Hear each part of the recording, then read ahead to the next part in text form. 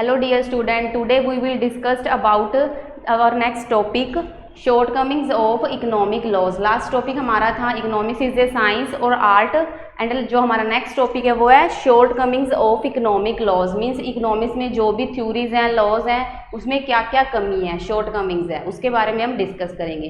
देखो कि जो फिजिक्स है, the law and principles of physics and chemistries are pure theories. जो हम केमिस्ट्री में फिजिक्स है और केमिस्ट्री सब्जेक्ट करते हैं तो उसमें जो भी लॉज एंड प्रिंसिपल्स डिस्कस किए होते हैं वो क्या है, प्योर थ्योरीज होती है, बिल्कुल ट्रूथ, ठीक है। और उनकी जो ट्रूथनेस होती है उस पर हम वेरीफाई किसके थ्रू करते हैं, bye conducting in the laboratories, ठीक है। लेबोरेटरीज में जाके हम केमिस्ट्री एंड जो फिजिक्स की थ्योरीज होती हैं, लॉज होते हैं, उनको क्या है वेरीफाई कर सकते हैं। लेबोरेटरी में जाके उस पर एक्सपेरिमेंट करके देखते हैं, ठीक है। तो वो क्या है, प्योर थ्योरीज होती हैं। बट इकोनॉमिक्स की जो थ्योरीज हैं वो क्या है, नॉन प्योरिटी होती है उनमें, ठीक है, नॉन प्योरीफाइड थ्योरीज होती हैं। बिकॉज इकोनॉमिक्स क्या है, एक सोशल साइंस है, ठीक है।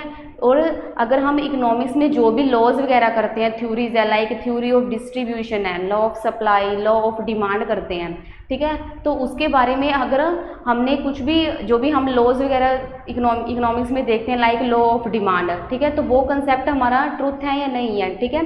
तो उसके लिए हम वो सब एक्टिविटीज़ हम किस पे करके देखते हैं, ह्यूमन पे, सोशल साइंस पे। सोशल साइंस में कौन इन्वॉल्व होते हैं, ह्यूमंस, कंज्यूमर, प्रोड्यूसर्स, ठीक है, ये सब कुछ सोशल साइंस में होते हैं। तो इकोनॉमिक्स की जो मेन लेबोरेटरी है वो कौन सी होगी, सोशल साइंस, ठीक है। बिकॉज इकोनॉमिक्स में हम अगर कोई भी लॉज वगैरह बनाते हैं तो उसको किस पे अप्लाई करते हैं, सोशल साइंस में जो ह्यूमंस होते हैं, कंज्यूमर्स होते हैं, प्रोड्यूसर होते हैं, उन पे अप्लाई करते हैं। बट केमिस्ट्री और फिजिक्स में जो भी लॉज हैं, प्रिंसिपल्स हैं, अगर उनमें हम ट्रूथनेस को वेरीफाई करना चाहते हैं, ठीक है, तो उसके लिए क्या करते हैं, हम एक्सपेरिमेंट करते हैं, लेबोरेटरी में जाके एक्सपेरिमेंट्स करते हैं, ओके। फिर वो हमें थ्योरीज क्लियर हो जाती है। अब देखो कि जो इकोनॉमिक्स के लॉज है उसमें क्या है, शॉर्टकमिंग्स होती है, ठीक है। क्योंकि इकोनॉमिक्स के लॉज हैं जो मेनली किस पे डिपेंड होते हैं, अजम्पशंस पे डिपेंड होते हैं। लाइक हमें अज्यूम करना पड़ता है इकोनॉमिक्स में। अगर हम law of demand, law of supply की बात करते हैं तो उसमें भी हमें क्या है, कुछ वेरिएबल्स हैं, कुछ फैक्टर्स ऐसे होते हैं जो कि हमें एज्यूम करने पड़ते हैं। तो जो इकोनॉमिक्स में जो भी लॉ एंड वेरिएबल्स होते हैं वो अजम्पशंस पे डिपेंड होते हैं, ठीक है। तो इसलिए ये क्या है, नॉन प्योरीफाई होती है। Economic laws are non purified, okay. अब देखो इसीलिए जो इकोनॉमिक लॉज की मेन शॉर्टकमिंग्स क्या है, ये नॉन प्योरीफाई होती हैं, ठीक है। इसका हम कोई लेबोरेटरी में एक्सपेरिमेंट करके नहीं देख सकते हैं, ठीक है। बिकॉज इसकी इकोनॉमिक्स की लेबोरेटरी क्या है, सोशल साइंस, सोसाइटी में, ठीक है। जैसे सोशल साइंस है जहाँ पे हम ह्यूमन के, इंडिविजुअल पर्सनस के बिहेवियर पे स्टडी करते हैं इकोनॉमी पे, ओके। और जबकि फिजिक्स में हम लेबोरेटरी में कर सकते हैं, कोई भी जब हमें स्टडी करनी है तो एनालाइज करना है कुछ भी। तो इसीलिए जो इकोनॉमिक लॉज हैं वो लेस रिलायबल होते हैं, ठीक है, जिस पे हम कम्प्लीटली विश्वास नहीं कर सकते हैं कि सच में ऐसा ही होता है, ठीक है। लाइक जैसे कि लॉ ऑफ डिमांड में बोला है कि प्राइजेज इंक्रीज होने से डिमांड डिक्रीज हो जाती है, ठीक है। तो उसके लिए भी हम क्या करते हैं, कुछ फैक्टर्स ऐसे होते हैं जिनको हम एज्यूम करके चलते हैं। तो इसीलिए जो इकोनॉमिक्स के लॉज हैं या थ्योरीज हैं वो क्या हैं, नॉन प्योरीफाई होते हैं, ठीक है, प्योरीफाई नहीं होते हैं, उनमें बहुत ज़्यादा सच्चाई नहीं होती है। बट फिजिक्स एंड केमिस्ट्री के जो भी लॉज हैं, प्रिंसिपल्स हैं, वो प्योरीफाई होती हैं। तो इसीलिए इकोनॉमिक लॉज हैं उसकी शॉर्टकमिंग क्या होगी, लेस रिलायबल, इन पर हम कम्प्लीटली विश्वास नहीं कर सकते कि प्राइसेस के इंक्रीज होने से जो डिमांड है वो डिक्रीज हो जाती है, ठीक है। क्योंकि ऐसा होता है कि कुछ पर्सन्स रिच होते हैं, ठीक है, तो उनको अगर लगता है कि प्राइजेस इंक्रीज हो गए हैं, ठीक है, तो वो सोचते हैं कि प्राइजेस इंक्रीज हुए हैं तो वो गुड है जो बेस्ट क्वालिटी की होगी। तो इसलिए प्राइस इंक्रीज होने से भी वो क्या है, उसकी डिमांड क्या है, ज़्यादा करने लग जाते हैं, ठीक है। बट लॉ ऑफ डिमांड के अकॉर्डिंग अगर हम चलते हैं तो हमें जो मैंने आपको बताया रिच पर्सनस के बारे में, तो वो फैक्टर हमें क्या है, कॉन्स्टेंट करके रखना पड़ता है, ठीक है। तो ये हो गई हमारे शॉर्टकमिंग्स ऑफ इकोनॉमिक लॉज, ठीक है। नेक्स्ट कंसेप्ट है assumptions.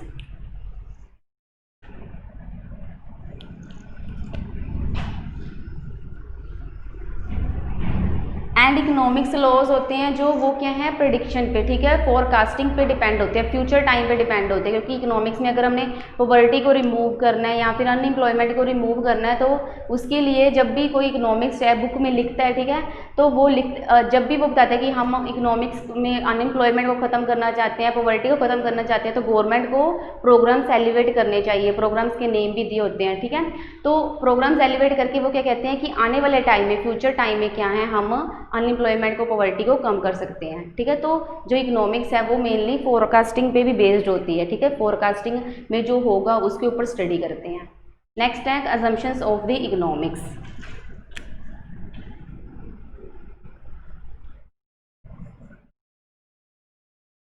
assumptions of economics। assumptions means जो हम एज्यूम करके चलते हैं। मेनली assumptions किस में यूज़ करते हैं? लॉज में, थ्योरीज में। ठीक है, लॉ ऑफ सप्लाई है, लॉ ऑफ डिमांड है, लॉ ऑफ वेरिएबल प्रोपोर्शन है, तो उस सब में हम क्या है assumptions यूज़ करते हैं। मीन्स अपनी तरफ से एज्यूम करके चलना पड़ता है हमें। What is assumptions? डेफिनेशन की assumptions are specific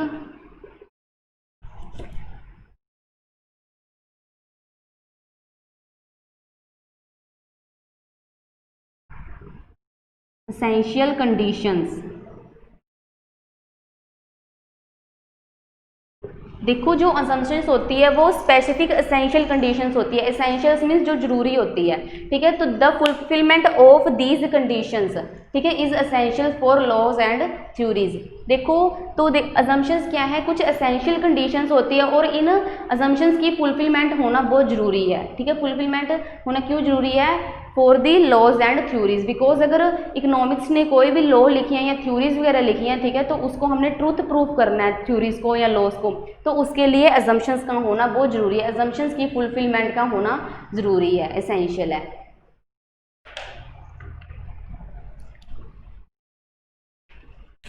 क्योंकि अगर for example law of demand है, तो लॉ ऑफ डिमांड में अगर हम ये जानते हैं कि प्राइजेज इंक्रीज होने से डिमांड डिक्रीज हो जाती है एंड प्राइजेज डिक्रीज होने से डिमांड इंक्रीज हो जाती है, तो उसके लिए हमें क्या है, कुछ फैक्टर्स ऐसे होते हैं जो एज्यूम करके चलने पड़ते हैं, लाइक फ्यूचर एक्सपेक्टेशन। ठीक है, और साथ में क्या है कि income of the consumer, taste and preference of consumer, तो ये सब कुछ हमें कॉन्स्टेंट मानना पड़ता है। क्योंकि अगर प्राइजेज इंक्रीज हो गए और लोगों की, ऐसा कंपल्सरी नहीं है कि लोगों की डिमांड कम हो जाएगी। ठीक है, क्योंकि कुछ कई बार क्या होता है कि जो रिच पर्सन्स होते हैं, जब जो जिन कंज्यूमर्स की इनकम इंक्रीज होती है, ठीक है, ज़्यादा होती है, तो वो क्या करते हैं, अगर प्राइसेस इंक्रीज होते हैं तब भी वो डिमांड करना स्टार्ट कर देते हैं। ठीक है, तो वो लॉ क्या है, फिर गलत प्रूफ हो जाएगा।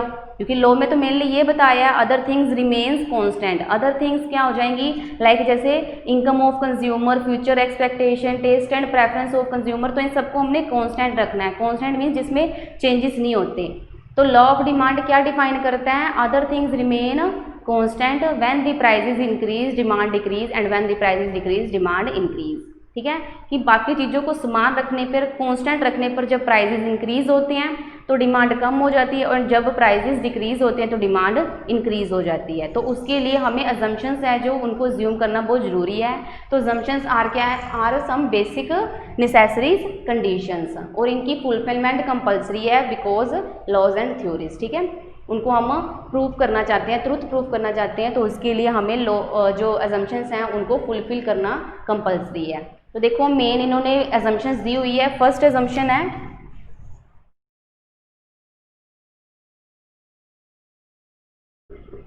रैशनैलिटी ऑफ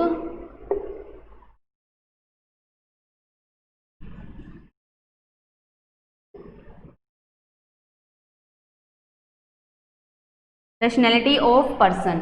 मीन्स कि फर्स्ट अजम्पशंस क्या होती है कि जो पर्सन है इकोनॉमिक्स में, ठीक है, पर्सन वो क्या है, रैशनल होता है। ठीक है, पर्सन कोई भी हो सकता है, एज अ कंज्यूमर, प्रोड्यूसर।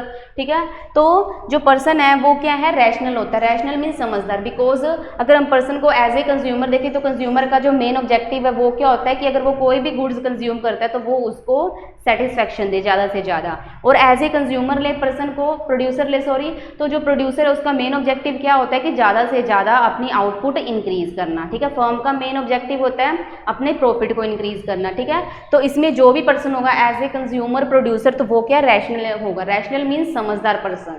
ठीक है, सेकंड अजम्पशंस क्या है, इकोनॉमिक मैन। अब देखो जो हमारी मेन बुक है ये इकोनॉमिक्स के बारे में हम कर रहे हैं, तो इकोनॉमिक्स में जो भी एक्टिविटीज़ है, ठीक है, वो कौन करता है, इकोनॉमिक मैन। इकोनॉमिक्स से रिलेटेड होता है, जो पर्सन सोसाइटी में रहता होता है, सोशल साइंस में। ठीक है, तो इसमें ये भी हम एज्यूम करके चलते हैं, इकोनॉमिक्स में अजम्पशंस है ये भी इकोनॉमिक मैन। क्लियर है कि इकोनॉमिक में हम इकोनॉमिक मैन के ऊपर स्टडी करते हैं। थर्ड है अदर थिंग्स रिमेन कॉन्स्टेंट या same, other things remain same constant. Next assumption है इकोनॉमिक्स की कि इसमें other things remain same and constant. जब भी हम इकोनॉमिक्स के लॉज वगैरह करते हैं, थ्योरीज करते हैं, तो उसमें हम क्या है, कुछ थिंग्स ऐसी होती हैं, फैक्टर्स ऐसी होती हैं जिनको कांस्टेंट रखते हैं। क्लियर है। नेक्स्ट है इनिशियल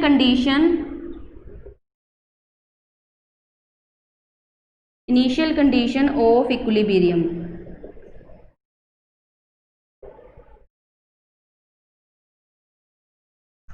फोर्थ अजम्पशंस क्या होती है कि अगर कोई भी लॉज थ्योरीज हैं वो लिखे गए हैं, ठीक है, उस पर हम अगर उसको ट्रूथ प्रूफ करना है तो उसके लिए हम पहले क्या करते हैं, initial condition of equilibrium, equilibrium की स्टार्टिंग कंडीशन को, इनिशियल मतलब फर्स्ट स्टेज को लेके चलते हैं कि हमारा जो मेन ऑब्जेक्टिव है इक्विलिब्रियम की सिचुएशन पे आना। Equilibrium means state of balance, balance की स्टेट होती है जिसमें कोई अप डाउन वगैरह नहीं होते हैं, ठीक है, बिल्कुल इक्विलिब्रियम में रहती है सिचुएशन, जैसे मैंने आपको कंज्यूमर इक्विलिब्रियम में करवाया था, ठीक है। तो फोर्थ अजम्पशंस क्या है, इनिशियल कंडीशन ऑफ इक्विलिब्रियम, मतलब कि हम ये अज्यूम करके चलते हैं कि इकोनॉमिक्स में अगर हम कोई भी टॉपिक कर रहे हैं तो फर्स्टली हमारा जो मेन ऑब्जेक्टिव होगा वो क्या होगा, इक्विलिब्रियम ऑफ इनिशियल स्टेज। हम अभी स्टार्ट ही कर रहे हैं, ठीक है, लॉ वगैरह, तो उसके लिए इक्विलिब्रियम की कौन से स्टेज पे हैं, हम फर्स्ट स्टेज पे हैं अभी, ठीक है, इनिशियल मतलब पहली स्टेज पे ही है। तो ये हम एज्यूम करके चलते हैं, मेन ये 4 है, ठीक है। एंड फिफ्थ अजम्पशंस है वो क्या हो सकती है, relation with geography and biology, ठीक है, relationship with geography and biology के बीच रिलेशन, ठीक है, इसको भी हम एज्यूम करके चलते हैं, relation with social economic and political institutions, ठीक है। तो मेन जो आपकी अजम्पशंस हैं वो ये 4 बेसिक अजम्पशंस हैं।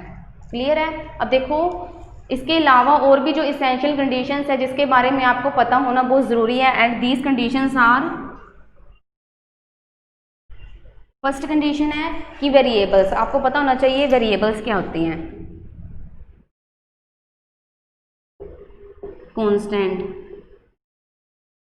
अब देखो कोई भी गुड्स वगैरह थिंग्स वगैरह अगर हम लेके चलते हैं माइक्रो में, मैक्रो इकोनॉमिक्स में, तो कुछ चीज़ें क्या होती है, वेरिएबल्स होती है। वेरिएबल्स मीन जिसमें हम चेंजेस कर सकते हैं, ठीक है, बट कुछ थिंग्स ऐसी होती है जो कांस्टेंट होती है जिसको हमें कांस्टेंट रखना पड़ता है। लाइक जैसे लॉ ऑफ डिमांड में क्या है, प्राइसेस और डिमांड क्या है, वेरिएबल है, चेंजेस होते रहते हैं, ठीक है। एंड कांस्टेंट उसमें हम क्या रखते हैं, factors like taste and preference of consumer, income of consumers etcetera, ठीक है।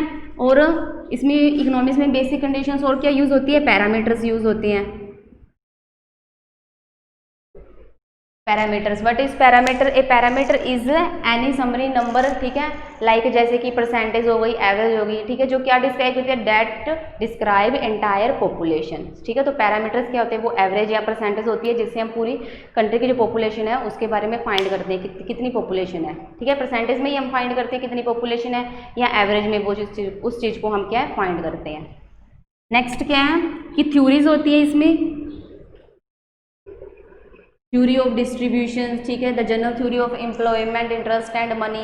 इकोनॉमिक्स में थ्योरीज होती है, उसके बारे में हमें पता होना चाहिए। लॉज होते हैं जैसे कि law of demand, law of supply, law of variable proportion, ये हमारे नेक्स्ट चैप्टर है तो वो उसके बारे में हम 1 by 1 डिस्कस करेंगे। और साथ में क्या है, प्रेडिक्शन भी होती है इसमें। प्रेडिक्शन मीन्स कि जब हम भविष्यवाणी करके लाएंगे, जैसे कि मैंने आपको पॉवर्टी और अनएम्प्लॉयमेंट के बारे में बताया कि अगर पॉवर्टी एंड अनएम्प्लॉयमेंट में इकोनॉमिक्स जो भी लिखते हैं, ठीक है, तो उनका वो क्या कहते हैं कि अगर गवर्नमेंट ये प्रोग्राम्स वगैरह लॉन्च करेगी, इम्प्लीमेंट करेगी कंट्री में, तो फ्यूचर आने वाले टाइम में ऑब्वियसली हमारी कंट्री में जो अनएम्प्लॉयमेंट है, पॉवर्टी है, उसको रिमूव कर सकते हैं, ख़त्म कर सकते हैं, ठीक है। तो जो मेनली इकोनॉमिक्स में जो टॉपिक्स के ऊपर हम स्टडी वगैरह करते हैं, ठीक है, तो वो प्रेडिक्शन बेस्ड भी होते हैं, ठीक है, कि फ्यूचर में क्या होगा। तो ये हमारी बेसिक कंडीशंस है जिसके बारे में पता होना कंपलसरी है। अब देखो जो ह्यूमन है, ठीक है, मैन ह्यूमन है या फिर उसकी जो वांट्स हैं वो अनलिमिटेड होती हैं एंड रिसोर्सेज आर लिमिटेड, ठीक है। अगर हमारी वांट्स अनलिमिटेड नहीं होती, ठीक है, तो इससे क्या है कि हमारी कंट्री में इकोनॉमिक प्रॉब्लम्स भी नहीं हो सकती। देखो कंट्री में मेनली नेक्स्ट कंसेप्ट हम करेंगे इकोनॉमिक प्रॉब्लम्स के बारे में। जो कंट्री में इकोनॉमिक्स प्रॉब्लम क्यों क्रिएट होती है, because humans wants are unlimited and limited resources, क्योंकि ह्यूमन की जो वांट्स हैं, जो उसकी डिज़ायर्स हैं, वो अनलिमिटेड होती है, बट जो हमारे पास रिसोर्सेज हैं, साधन होते हैं, वो क्या है, लिमिटेड होते हैं। तो इसीलिए कंट्री में इकोनॉमिक प्रॉब्लम्स क्रिएट होती है। ठीक है, economic problem creates due to scarcity of resources और ड्यू टू 3 रीजन। ठीक है, अब देखो इकोनॉमिक्स में जो प्रॉब्लम्स क्रिएट होती हैं वो किसकी वजह से होती हैं, scarcity of resources, resources country में कम है इसीलिए। ठीक है, और उसके 3 रीजन्स हैं।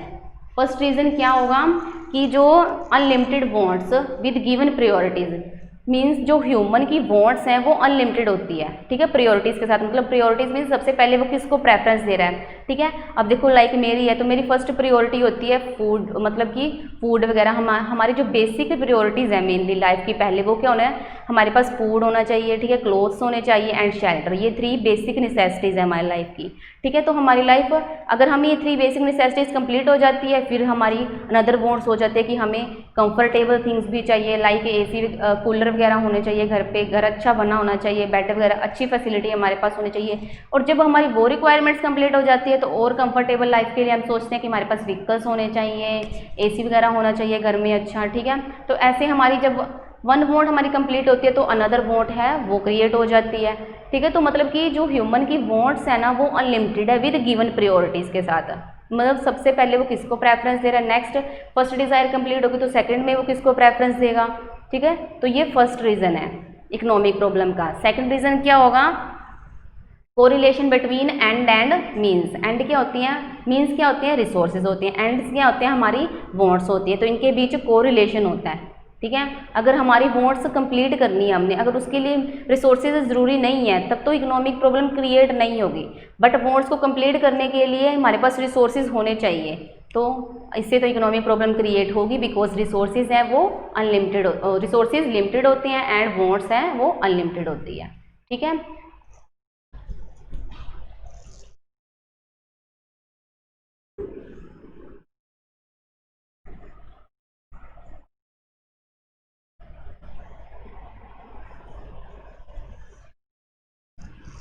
नेक्स्ट हमारा कंसेप्ट है मेन। अब देखो अगर हम जानते हैं कि हमारी जो वांट्स हैं वो लिमिटेड होती हैं और इससे क्या है, अनलिमिटेड होती हैं, तो इससे इकोनॉमिक्स में प्रॉब्लम क्रिएट होती है। तो फर्स्टली इकोनॉमिक में प्रॉब्लम को अगर हमने कम करना तो उसके लिए हमें क्या करना चाहिए कि जो हमारी वांट्स हैं उनको डिक्रीज़ कर देना चाहिए। डिक्रीज़ क्यों करना चाहिए, मतलब कि हमारी जो बेसिक नेसेसिटीज़ है, बेसिक वांट्स हमें जो जरूरी चाहिए, फूड शेल्टर क्लोथ, तो हमें वो कंप्लीट करनी चाहिए। ठीक है, उनकी ही डिज़ायर करनी चाहिए, जो अदर थिंग्स हैं उनकी डिज़ायर नहीं करनी चाहिए। लाइक अगर हम कंफर्टेबल के लिए जाते हैं तो जो चीज़ हमारे सबसे ज़्यादा ज़रूरी है, ठीक है, जिसको हम फर्स्ट प्रेफरेंस देंगे उसकी हमें वांट्स जो क्या है डिमांड करनी चाहिए, अनदर की नहीं करनी चाहिए। ठीक है, इससे क्या है उसको फ्यूचर के लिए पोस्टपोन कर देना चाहिए अनदर थिंग्स को, क्योंकि इससे रिसोर्सेज हैं वो अनलिमिटेड नहीं होते हमारे पास। तो अगर अनलिमिटेड रिसोर्सेज नहीं है, हमारी वांट्स लिमिटेड रिसोर्सेज हैं और हमारी वांट्स भी लिमिटेड हो जाएंगी, तो इससे क्या है इकोनॉमिक्स प्रॉब्लम्स नहीं क्रिएट होगी कंट्री में।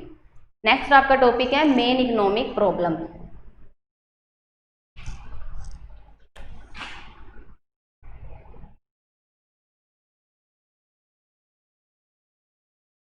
मेन इकोनॉमिक प्रॉब्लम्स,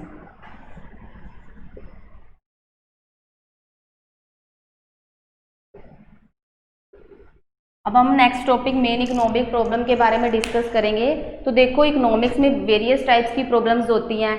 ठीक है, तो फर्स्ट जो प्रॉब्लम है वो होती है चॉइस मेकिंग, चॉइस करना, क्योंकि जो रिसोर्सेज हैं वो हमारे पास लिमिटेड होते हैं एंड अनलिमिटेड वांट्स को कंप्लीट करने के लिए रिसोर्सेज हमारे पास लिमिटेड है, तो इसीलिए हमें क्या है चॉइस करनी पड़ती है कि हम कौन सी अपनी जो सबसे ज़्यादा बेसिक जो वांट है हमारी उसको कंप्लीट करें।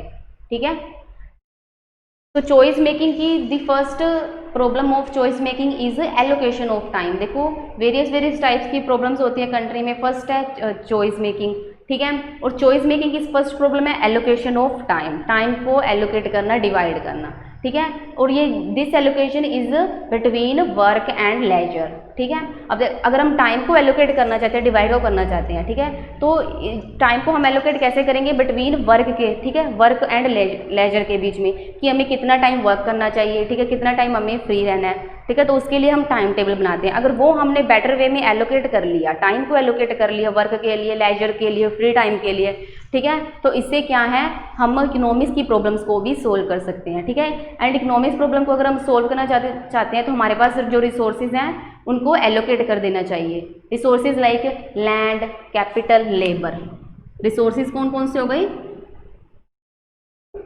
Land, capital and labour. Economics problems को सोल्व करने के लिए हमारे पास ये रिसोर्सेज होने चाहिए, लैंड, कैपिटल, पैसा, ठीक है, एंड लेबर होने चाहिए। ठीक है। अब देखो जो एवरी ह्यूमन है कंट्री में, वो ट्राई करते हैं कि कंट्री में जो इकोनॉमिक्स प्रॉब्लम है उसको कम कर सके। ठीक है। तो हम जो नेक्स्ट टॉपिक जो हमारा इकोनॉमिक प्रॉब्लम है उसके बारे में हम फर्स्ट जो कंसेप्ट है वो किसके बारे में डिस्कस करेंगे? Production possibility curve. Economic problem को वेरियस टॉपिक से सोल्व करने की ट्राई किया। ठीक है। फर्स्ट है प्रोडक्शन पॉसिबिलिटी कर्व, फिर नेक्स्ट है opportunity cost, next marginal utility के थ्रू, ठीक है, एक्सेट्रा। ऐसे बहुत से इन्होंने कंसेप्ट्स दिए हैं, ठीक है, जिससे इकोनॉमिक्स प्रॉब्लम को सोल्व कर सकते हैं। ट्राई किया इन्होंने कि इकोनॉमिक्स में जो प्रॉब्लम्स हैं हमारी अनलिमिटेड बॉन्ड्स हैं, ठीक है, एंड जो रिसोर्सेज हैं वो लिमिटेड है। ठीक है। तो उसके थ्रू हम अगर हम कंट्री में इकोनॉमिक्स प्रॉब्लम्स क्रिएट हो रही है तो उसको कैसे सोल्व कर सकते हैं? तो फर्स्ट हम सोल्व करने के लिए जो फर्स्ट कंसेप्ट है वो कौन सा लेंगे? Production possibility curve.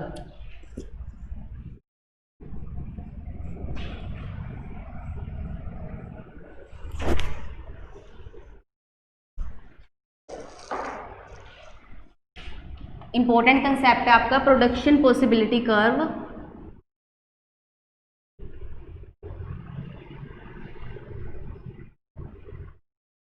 Production possibility curve.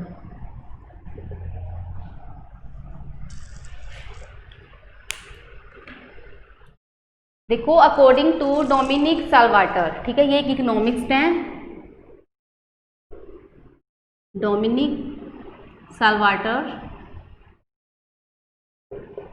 Production possibility curve और प्रोडक्शन पॉसिबिलिटी फ्रंटियर और transformation curve show the alternative combinations of commodities. Commodities क्या होती है? गुड्स, लाइक एप्पल, फ्रूट्स हो गए, वेजिटेबल्स हो गए, क्लोथ्स हो गए, ये सब क्या है?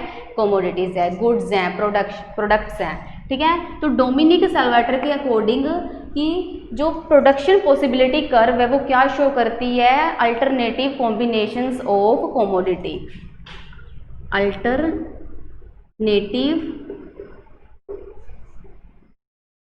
कॉम्बिनेशन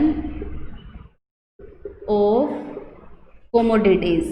यहाँ पे हमने वन कॉमोडिटी नहीं ली है, वन से ज़्यादा कॉमोडिटी के बारे में हम शो किया है यहाँ पे।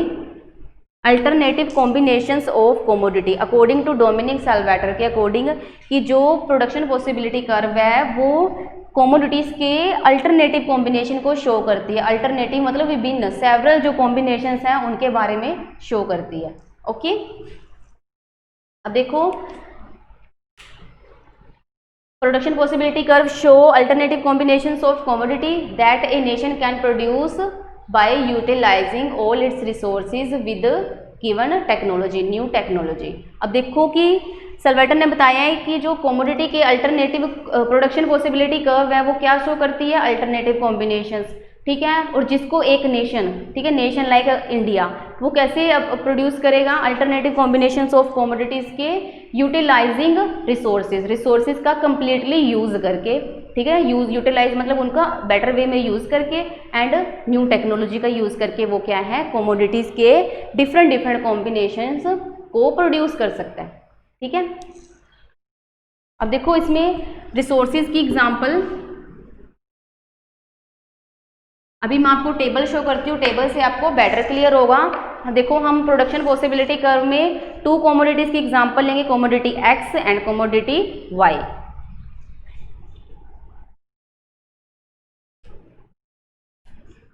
यहाँ पे मैं आपको टेबल शो करती हूँ, टेबल, यहाँ पे हम अल्टरनेटिव कॉम्बिनेशंस लेंगे, अल्टरनेटिव कॉम्बिनेशन,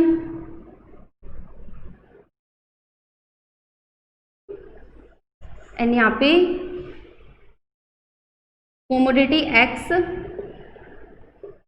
लाइक हमने एप्पल ले लिया एग्जाम्पल में, and commodity Y, commodity Y, like mango. यहाँ पे हम 2 गुड्स को लेकर चल रहे हैं, प्रोडक्शन पॉसिबिलिटी कर्व में 2 गुड्स की एग्जांपल लेकर चल रहे हैं। यहाँ पे टेबल हम शो करेंगे अल्टरनेटिव कॉम्बिनेशंस। कोमोडिटी हमने ली है एक्स, एग्जांपल हमने ले ली एप्पल, आप कोई भी एग्जांपल ले सकते हो। एंड सेकंड जो गुड है हमने वो क्या ली है, मैंगो। ओके, यहाँ पे हमने अल्टरनेटिव कॉम्बिनेशंस लिए हैं। बिकॉज अकॉर्डिंग टू सल्वेटर जो प्रोडक्शन पॉसिबिलिटी कर्व है वो क्या शो करता है, alternative combinations of goods commodities.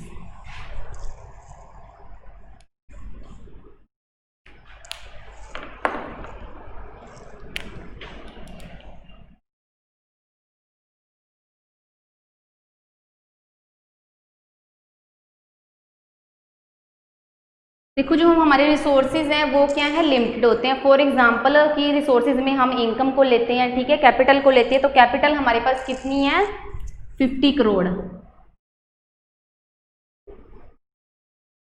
50 crore rupees हैं, वो क्या है, हमारे रिसोर्सेज हैं, लिमिटेड रिसोर्सेज। ठीक है, 50 करोड़ रुपए ये क्या कि कैपिटल है। ठीक है, मैंने अभी आपको बताया था कि रिसोर्सेज कौन कौन से होते हैं, लैंड, लेबर, कैपिटल एक्सेट्रा। तो रिसोर्सेज हमने ले लिया यहाँ पे कैपिटल की, हमारी कंट्री में कितनी कैपिटल है, 50 करोड़ रुपीज है हमारे पास, लिमिटेड है 50 करोड़, इससे ज्यादा नहीं है। ठीक है, और हम 2 कमोडिटीज की प्रोडक्शन करना चाहते हैं, commodity X and commodity Y. ठीक है, देखो अगर आप कमोडिटी वाई की प्रोडक्शन को इंक्रीज करना चाहते हो तो आपको कमोडिटी एक्स की प्रोडक्शन को कम करना पड़ेगा। एंड अगर आप कमोडिटी एक्स की प्रोडक्शन को इंक्रीज करना चाहते हो तो आपको वाई कमोडिटी की प्रोडक्शन को कम करना पड़ेगा। ठीक है, अब देखो कि सपोज करके चलते हैं कि आप कमोडिटी वाई की प्रोडक्शन करना चाहते हो। ठीक है, आपने 50 करोड़ जो हमारे पास लिमिटेड जितने भी रिसोर्सेज थे वो सारे के सारे आपने मैंगो की प्रोडक्शन में लगा दिए। ठीक है, और आपने कितनी यूनिट्स मैंगो की तैयार कर दी, 100 यूनिट्स। ठीक है, क्योंकि हमने सारे रिसोर्सेज वो मैंगो की प्रोडक्शन पे लगा दिए, तो हमारे पास रिसोर्सेज लिमिटेड है और पैसे हमारे पास हैं ही नहीं। तो मतलब कि जो एप्पल की प्रोडक्शन है वो हमने कितनी की है, 0, बिल्कुल भी रिसोर्सेज नहीं लगाए, तो इसीलिए पैसा नहीं हमने एप्पल की प्रोडक्शन पे लगाया, तो इसीलिए जो एप्पल की प्रोडक्शन होगी वो क्या होगी, 0 यूनिट्स। ठीक है, बट अगर हम एप्पल की प्रोडक्शन बढ़ाना चाहते हैं, ठीक है, 10 यूनिट्स हमने एप्पल्स की प्रोडक्शन की है, रिसोर्सेज हमारे पास 50 करोड़ रुपीज़ ही हैं। ठीक है, और उससे हमने 10 यूनिट्स एप्पल प्रोड्यूस कर लिए। ठीक है, तो और हमने क्या है, ओनली 90 यूनिट्स क्या है, मैंगो की प्रोडक्शन की है। मतलब कि हमारी जो मैंगो की प्रोडक्शन हमने क्या है, कम कर दी, 100 से 90 यूनिट्स मैंगो की प्रोडक्शन की है, और जबकि हमने एप्पल की प्रोडक्शन है वो 0 से 10 यूनिट्स कर दी। ठीक है, या फिर आप ऐसा भी कर सकते हो कि आप एप्पल की प्रोडक्शन को 10 से 20 भी कर सकते हो। ठीक है, एंड जो मैंगो की प्रोडक्शन है उसको आप 90 से 70 कर सकते हो, 70 यूनिट्स। ओके, एंड नेक्स्ट आप एप्पल की प्रोडक्शन को 30 भी कर सकते हो, 20 से 30। एप्पल की प्रोडक्शन को हमें इंक्रीज करना है तो हमें जो मैंगो की प्रोडक्शन है उसको डिक्रीज करना पड़ेगा। प्रोडक्शन पॉसिबिलिटी कर्व में अगर हम 1 कमोडिटी की प्रोडक्शन को इंक्रीज करना चाहते हैं तो अनदर कमोडिटी की प्रोडक्शन को डिक्रीज करना पड़ेगा, कम करना पड़ेगा। क्यों? बिकॉज रिसोर्सेज हैं जो हमारे पास वो लिमिटेड है, resources are limited, and resources हमने लिए हैं 50 करोड़ रुपीज़, तो वो हमारे पास लिमिटेड है, उससे ज़्यादा पैसे नहीं है। तो अगर हम एप्पल की प्रोडक्शन को इंक्रीज करते हैं तो हमें मैंगो की प्रोडक्शन को क्या है, कम करना पड़ेगा। ओके, और लास्ट पॉइंट में अगर एक ऐसी सिचुएशन की जब हमने ओनली एप्पल की ही प्रोडक्शन करनी है तो मैंगो की प्रोडक्शन को हमें 0 करना पड़ेगा। मतलब कि अगर हम सारे रिसोर्सेज मीन्स 50 के 50 करोड़ रुपीज़ एप्पल की प्रोडक्शन पे लगा देते हैं तो एप्पल की हमने 30 से 40 यूनिट्स प्रोड्यूस की, एंड जो मैंगो की प्रोडक्शन है वो हमारी 0 हो जाएगी। 0 क्यों होगी? Because all the resources are utilize in production of apple, apple की प्रोडक्शन पे हमने लगा दिए। क्लियर है? तो देखो डेफिनेशन हमारी क्लियर होती है कि इसमें जो सल्वेटर उन्होंने क्या बोला था, alternative combination of goods show करती है प्रोडक्शन पॉसिबिलिटी कर्व। तो यहाँ पे भी देखो जो प्रोडक्शन पॉसिबिलिटी कर्व है वो अल्टरनेटिव कॉम्बिनेशन शो कर रही है। एक कॉम्बिनेशन पे अगर हम देखें तो क्या हो रहा है, अल्टरनेटिव कॉम्बिनेशन मतलब सेवरल कॉम्बिनेशन, विभिन्न कॉम्बिनेशन शो करती है। लाइक जैसे कि एक कॉम्बिनेशन पे हम क्या देखते हैं कि एप्पल की बिल्कुल प्रोडक्शन नहीं कर रहे, मतलब कि एप्पल पे हमने बिल्कुल रिसोर्स यूज़ नहीं किए, ठीक है, एंड मैंगो पे हमने सारे रिसोर्सेज यूज़ कर लिए, तो इसलिए मैंगो की 100 प्रोडक्शन हुई है, 100 यूनिट्स हमने तैयार की। बट अगर हम थोड़े से रिसोर्सेज, कुछ रिसोर्सेज अगर एप्पल की प्रोडक्शन पे लगा देते हैं तो हम एप्पल की 10 यूनिट्स तैयार करेंगे, एंड जो मैंगो की प्रोडक्ट यूनिट्स हैं वो कम हो जाएगी। कम क्यों होगी, 100 क्यों नहीं है, क्योंकि रिसोर्सेज हमारे पास लिमिटेड है और उसमें से हमने कुछ रिसोर्सेज एप्पल की प्रोडक्शन पे लगा दिए हैं, इसीलिए। तो यहाँ पे सी पे हम अगर देखें तो एप्पल की प्रोडक्शन 20 यूनिट्स है एंड मैंगो की प्रोडक्शन डिक्रीज हो गई है। प्रोडक्शन पॉसिबिलिटी कर्व में क्या होता है कि वन कमोडिटी की प्रोडक्शन को इंक्रीज करने के लिए हमें सेकंड कमोडिटी की प्रोडक्शन को डिक्रीज करना पड़ेगा। अब ये देखो टेबल में यही शो किया है कि वन कमोडिटी की प्रोडक्शन हमने 10 से 20, 20 से 30 की है, ठीक है, इंक्रीज की है, तो हमें वाई की प्रोडक्शन उसको डिक्रीज करना पड़ा, 100 से 90, 90 से 70, 40 एक्सेट्रा, फिर 0 हो गई। ओके, अब इसे हम एक ग्राफ की फॉर्म में, डायग्राम की फॉर्म में शो करेंगे।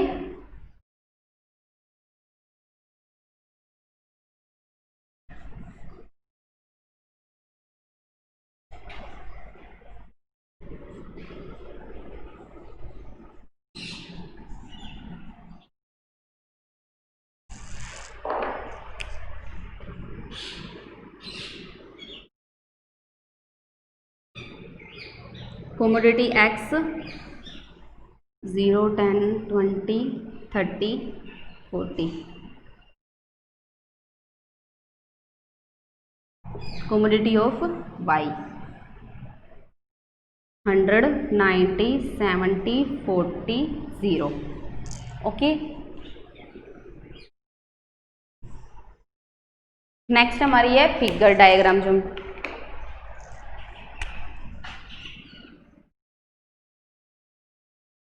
हम अब प्रोडक्शन पॉसिबिलिटी कर्व को शो करना है, हमने कर्व बनाएंगे, इसमें हम उसको प्रेजेंट करना है।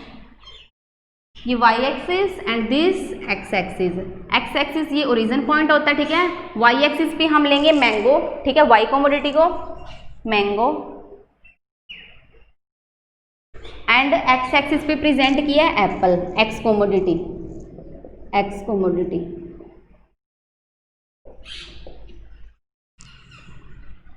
वाई कमोडिटी, चलो वो तो आप लिख लोगे, वाई कमोडिटी। फिर उसके बाद हम ये नंबरिंग लिखते हैं यहाँ पे, या 0, 20, 40, 60, 80 एंड 100, 10, 20, 30, 40। ओके, अब देखो कि जो कमोडिटी एक्स है, फर्स्ट अगर कॉम्बिनेशन देखें तो उस टाइम पे जब हम कमोडिटी की एक्स की प्रोडक्शन 0 कर रहे हैं, 0 प्रोडक्शन कर रहे हैं, तो उस टाइम पे जो कमोडिटी वाई की प्रोडक्शन कितने यूनिट्स हम कर रहे हैं, 100 units. Commodity Y means mango की प्रोडक्शन हम 100 यूनिट्स कर रहे हैं।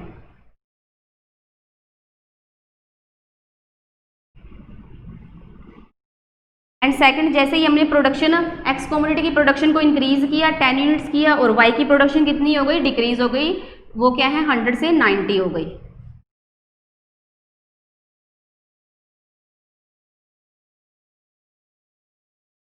फिर अगर जैसे ही हमने x की प्रोडक्शन को 20 किया, ठीक है, तो जो y की प्रोडक्शन है वो 70 हो जाएगी,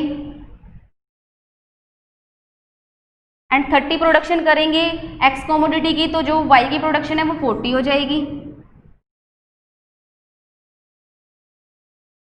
और उसके बाद जब हम कमोडिटी x की प्रोडक्शन 40 करते हैं, इंक्रीज करते हैं, तो y की प्रोडक्शन डिक्रीज होकर 0 हो जाएगी, बिकॉज जो सारे रिसोर्सेज है जो हमारे पास 50 करोड़ रुपीस थे, वो हमने क्या है, x कमोडिटी की प्रोडक्शन पे स्पेंड कर दी है। Okay,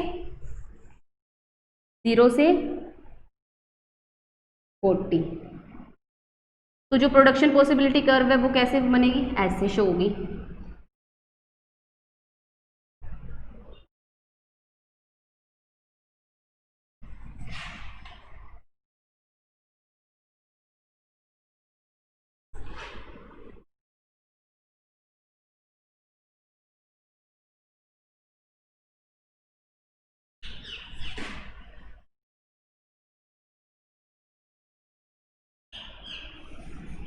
this is production possibility curve.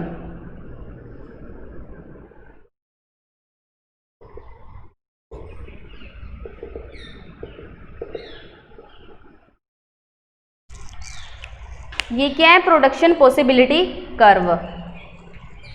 और हमारा जो टॉपिक है वो क्या था? Production possibility curve. तो देखो कमोडिटीज़ के डिफरेंट लेवल पे हमने प्रोडक्शन पॉसिबिलिटी को शो किया। प्रोडक्शन पॉसिबिलिटी कर्व वो क्या है? कनकेव टू ओरिजिन होती है। कनकेव मतलब कि इस साइड होती है, जो कनकेव बोलते हैं इसको। कनकेव क्यों होती है? बिकॉज इसमें जो हम अगर वन कमोडिटी की प्रोडक्शन को इंक्रीज करते हैं तो सेकेंड कमोडिटी की प्रोडक्शन को हमें क्या है? डिक्रीज करना पड़ता है। ओके। और लास्ट में देखो इसकी जो कनकेव होती है ओरिजिन की, तो ये क्या हो जाएगी? इसकी फीचर हो जाएगी। प्रोडक्शन पॉसिबिलिटी कर्व है वो कनकेव टू ओरिजिन होती है। कनकेव टू ओरिजिन मींस कि जब हम प्रोडक्शन इंक्रीज करते हैं वन कमोडिटी की तो सेकंड कमोडिटी की प्रोडक्शन को हमें डिक्रीज करना पड़ता है। ठीक है। और ये टेबल है, उसके बाद हमने इसको फिगर की फॉर्म में शो किया बिकॉज हमने प्रोडक्शन पॉसिबिलिटी कर्व शो करनी थी। तो ये क्या है? हमारी प्रोडक्शन पॉसिबिलिटी कर्व। और ये आपका इंपॉर्टेंट टॉपिक है। देखो प्रोडक्शन पॉसिबिलिटी कर्व को क्या है? ट्रांसफॉर्मेशन कर्व भी बोलते हैं। ट्रांसफॉर्मेशन कर्व क्यों बोलते हैं? क्योंकि इसमें अगर हम वाई की प्रोडक्शन कर रहे हैं तो उसमें हमने सभी रिसोर्सेज लगा दिए, और अगर हम एक्स की प्रोडक्शन बढ़ाना चाहते हैं, इंक्रीज करना चाहते हैं, 0 से 10 यूनिट्स करना चाहते हैं, तो इसमें से हम हाफ रिसोर्सेज को, थोड़े बहुत रिसोर्सेज को क्या है? एक्स की प्रोडक्शन पे लगा देंगे। ठीक है। 50 करोड़ में से थोड़ा से जो पैसे हम एक्स की प्रोडक्शन पे लगा देंगे, तो इसीलिए रिसोर्सेज को हमने क्या है? वाई कमोडिटी से एक्स कमोडिटीज पे ट्रांसफॉर्म कर दिया। तो इसीलिए प्रोडक्शन पॉसिबिलिटी कर्व को प्रोडक्शन पॉसिबिलिटी ट्रांसफॉर्मेशन कर्व भी कहते हैं। Okay, thanks.